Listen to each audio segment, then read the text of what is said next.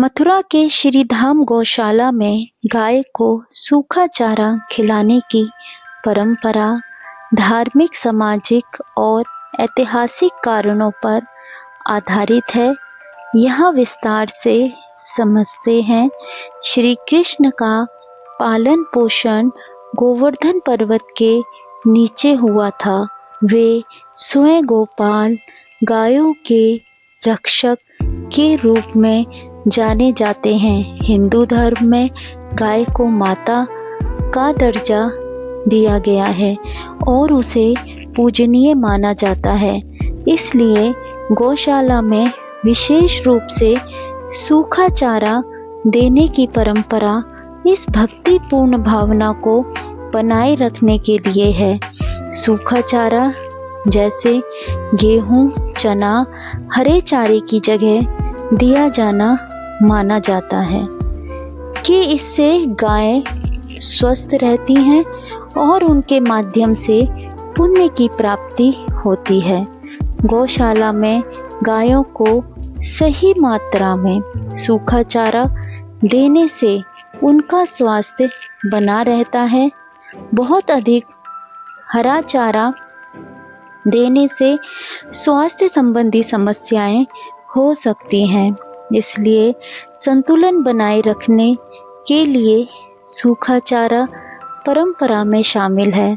सततः पालन पोषण सूखा चारा लंबे समय तक संग्रहित किया जा सकता है और विशेष अवसरों पर नियमित रूप से दिया जाता है, जिससे गाय की देखभाल आसानी से होती है।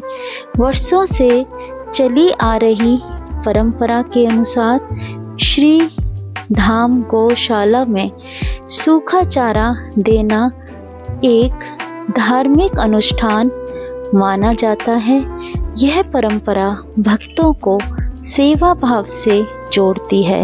भक्त आते हैं और अपनी श्रद्धा से गाय को सूखा चारा अर्पित करते हैं, जिससे समाज में मिलजुल कर सेवा का भाव विकसित होता है। मथुरा के श्रीधाम गौशाला में गाय को सूखा चारा खिलाने की परंपरा मुख्य रूप से भगवान कृष्ण से जुड़ी धार्मिक मान्यता, गाय की संतुलित देखभाल और समाज में सेवा भाव को बढ़ावा देने के उद्देश्य से अपनाई जाती है। यह परंपरा एक पवित्र अनुसंधान के रूप में चलती आ रही है, ताकि धार्मिक आस्था और पारंपरिक संस्कार दोनों सुरक्षित रहें।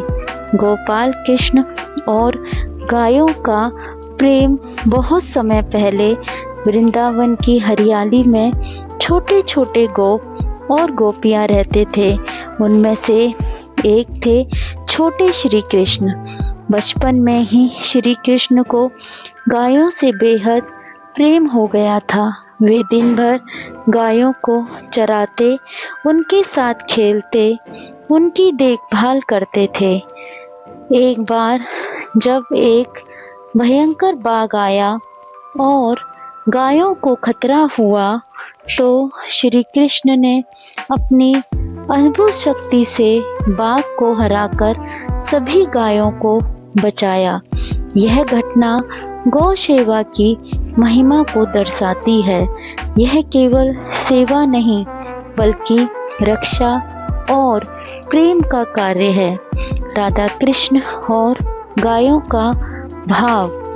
राधा और कृष्ण के प्रेम का सबसे खूबसूरत उदाहरण गौ सेवा में देखने को मिलता है। राधा के साथ कृष्ण गायों के बीच रहते थे, उन्हें प्यार से संजोते थे। कहते हैं जहाँ कृष्ण वहाँ गाय और प्रेम की मिठास होती है।